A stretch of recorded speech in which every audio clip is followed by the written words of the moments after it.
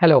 आपने ऑफ़न देखा होगा बच्चों के सिर पे एक आगे की तरफ एक सॉफ्ट स्पॉट होता है एंड पीछे की तरफ भी एक सॉफ्ट स्पॉट होता है एंड इसको लेके बहुत सारे मिसकंसेप्शंस है।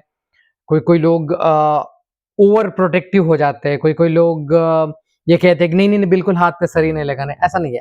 अब ये क्या है? इसका मकसद क्या है? इससे हम मतलब ये क्यों है? मतलब बच्चों को इससे क्या फ़ायदा है? एंड इससे हमें क्लिनिकली क्या-क्या इन्फॉर्मेशन मिलता है? इन सब चीज़ों के बारे में हम डिस्कस करते हैं। तो इसका जो मेडिकल वर्ड है, वो है फॉन्टेनेल। तो जो जन्म के बाद जो यूजुअली जो दिखता है फॉन्टेनेल, वो होता है एक आगे की तरफ जिसको हम कहते हैं एंटीरियर फॉन्टेनेल और एक और पीछे की तरफ जिसको हम कहते हैं पोस्टीरियर फॉन्टेनेल। देखिए, सबसे पहले ये जानते हैं कि ये है क्या चीज़? तो ये जो हमारा खोपड़ी जो है, जो स्कल बोन है, जब ये बनता है बच्चों में, जब फीटस में ये बनता है, तो वो एक बोन ऐसे डेवलप नहीं होता है। अलग-अलग बोन्स डेवलप होके फिर वो सारे जुड़ जाते हैं। जब वो जुड़ के फिर वो पूरा जो खोपड़ी है, वो बन जाता है। तो एंटीरियर की तरफ इसको हम कहते हैं फ्रंटल बोन, दोनों तरफ से आके जुड़ जाता है। यहाँ पे पैराइटल बोन कहते हैं, वो आके जुड़ जाता है। यहाँ पे ऑक्सीपिटल, टेम्पोरल बोन, ऐसे बहुत सारे बोन्स हैं।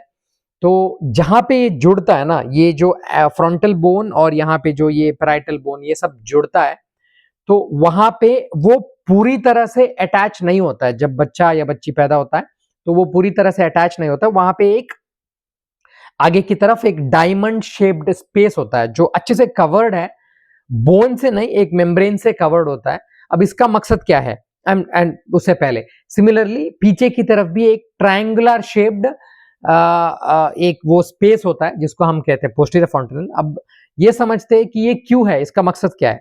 एक तो जन्म के दौरान जब बच्चा बर्थ कैनाल से बाहर आ रहा है, तो इसके वजह से बोन जो है थोड़ा-सा फ्लेक्सिबल हो जाता है।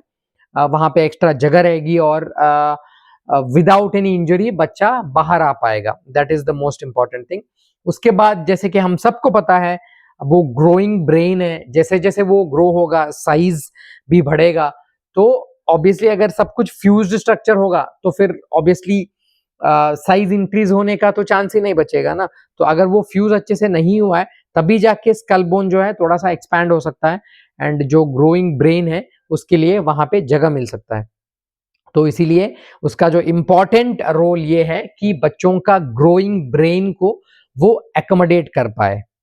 अब इससे प्रॉब्लम्स क्या है? मतलब वो ये है कि हाँ, थियोरेटिकली स्पीकिंग एग्ज़ैक्ट उस जगह पे अगर कुछ इंजरी हो जाए, तो फिर प्रॉब्लम्स हो सकते हैं। But I am telling you, मेरा अभी 12 साल के एक्सपीरियंस में मैंने ऐसा कोई भी इंजरी नहीं देखा है, जहाँ पे बच्चा कुछ शार्प इंजरी हुआ हो फॉन्टेनल के ऊपर और उसकी वजह से इंजरी हो, तो it is very, very rare. तो इसमें ऐसा कुछ मतलब ओवर कॉशियस होने वाली बात नहीं है। उस जगह पे इंजरी होके बच्चे को प्रॉब्लम होना, it's a very rare thing. तो इसीलिए आप अननेसेसरी वो टेंशन मत रखिए कि हाँ, यहाँ का इतना जगह खुला हुआ है, उससे कुछ नहीं होगा। तो इसका क्लिनिकल इंपॉर्टेंस क्या है? हम एज़ क्लिनिशियंस उसको किस-किस चीज़ के लिए यूज़ करते हैं? सबसे जो ज़रूरी चीज़ है वो है कि जब हम उसको टच करते हैं, जब हम उसको पाल्पेट करते हैं, अगर वो बहुत ऐसे बल्ज्ड आउट है, तो ऑब्वियसली इसका मतलब ये है कि अंदर खोपड़ी के अंदर बहुत ज़्यादा प्रेशर है, जो होना नहीं चाहिए। तो ये अलग-अलग कारण से हो सकता है। हो सकता है हाइड्रोसेफलस हो, जिसका मतलब दिमाग के अंदर पानी भर जाना।